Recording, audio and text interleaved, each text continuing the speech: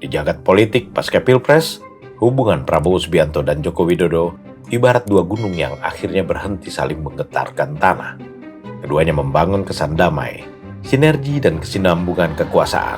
Namun di lapisan permukaan yang tampak tenang itu, riak-riak baru muncul bukan dari elit, tetapi dari lingkar relawan. Dan riak kecil itulah yang kini mulai jadi gelombang opini. Salah satunya datang dari Kristianto Yen Oni, sosok yang dikenal sebagai bagian dari kelompok relawan Jokowi. Dalam sebuah rekaman video yang belakangan beredar di media sosial, ia begitu emosional ketika mengungkit pemberian amnesti untuk Tom Lembong dan abolisi untuk Hasto Kristianto. Nada suaranya meninggi dengan penuh kekecewaan. Lalu beramai-ramailah para pegiat sosial media yang mungkin telah dikondisikan. Oh, ini baru presiden. Hebat, berani, tidak mau dikendalikan oleh Mulyono dan lain sebagainya. Ketahui ya Tuan Presiden, ternak Mulyono yang menjadikan Anda presiden. Dia berani, yes dia berani memerdekakan koruptor. Dia hebat, ya dia hebat. Dia hebat menjilat ludahnya sendiri.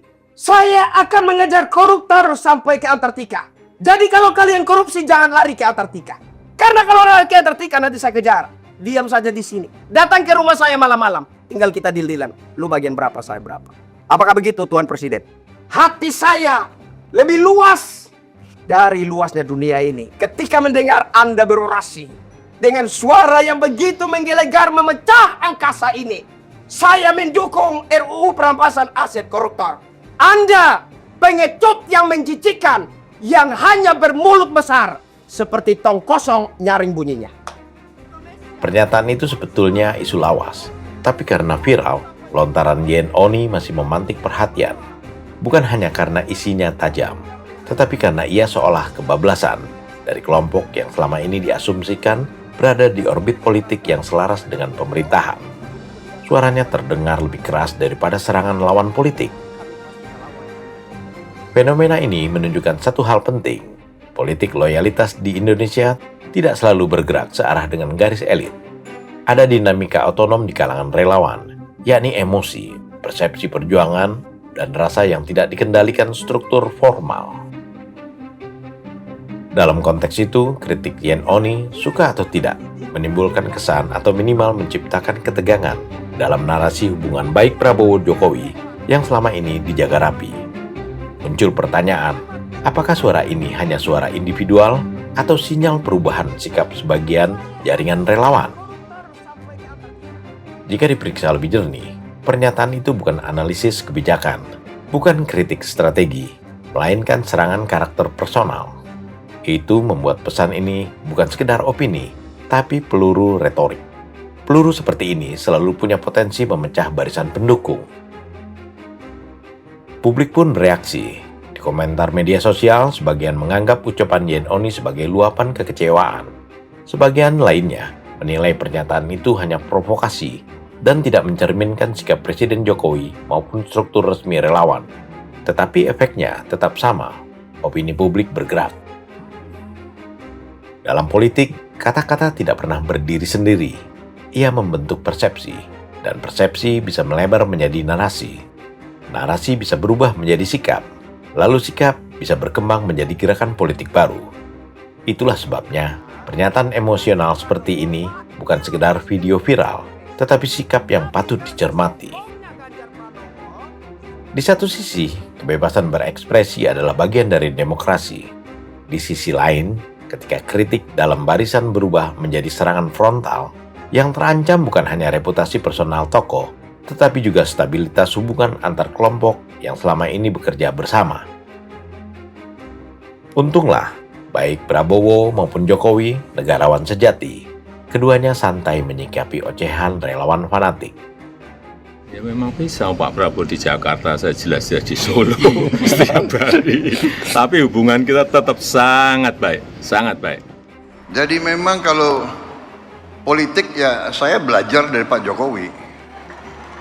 Nggak usah malu-malu lah, ya kan. Kadang-kadang orang sudah nggak berkuasa, mau dikuyu-kuyu, mau dijelek-jelekin, jangan. Kita hormati semua, hormati semua. Ada yang sekarang mau misah-misahkan saya sama Pak Jokowi. Lucu juga. Untuk bahan ketawa boleh. Kita jangan ikut pecah belah itu adalah kegiatan mereka-mereka yang tidak suka sama Indonesia. Dari ratusan tahun diveda et impera itu adalah taktik strategi untuk memecah belah umat dan bangsa Indonesia. Gak usah dihiraukan. Sikap Prabowo yang meminta siapapun untuk tidak menghiraukan upaya adu domba antara dirinya dan Jokowi patut diapresiasi, sebab hubungan mereka memang tak pernah ada masalah. Sejak dilantik sebagai Presiden ke-8 pada 20 Oktober 2024, hubungan Prabowo dan Jokowi memang menunjukkan tanda-tanda kesinambungan. Mereka beberapa kali bertemu sejak November 2024 sampai Oktober 2025. Bahkan, tak segan-segan, Prabowo menyambangi kediaman Jokowi di Solo, Jawa Tengah. Bahkan media resmi menggambarkan pertemuan mereka memberi sinyal keduanya saling menghormati tugas dan tanggung jawab masing-masing. Klaim atau opini keras dari relawan harus dibaca dalam dua lapis, sebagai suara individu, bukan representasi langsung hubungan antara pemimpin. Selama fakta menunjukkan hubungan elit tetap stabil dan berkomunikasi secara teratur, itu jadi cermin kesolidan antara pemimpin yang memilih untuk menjaga stabilitas negara daripada membiarkan konflik mengguncang negara. Terlebih hanya gara-gara dipicu relawan emosional. Sorry ye.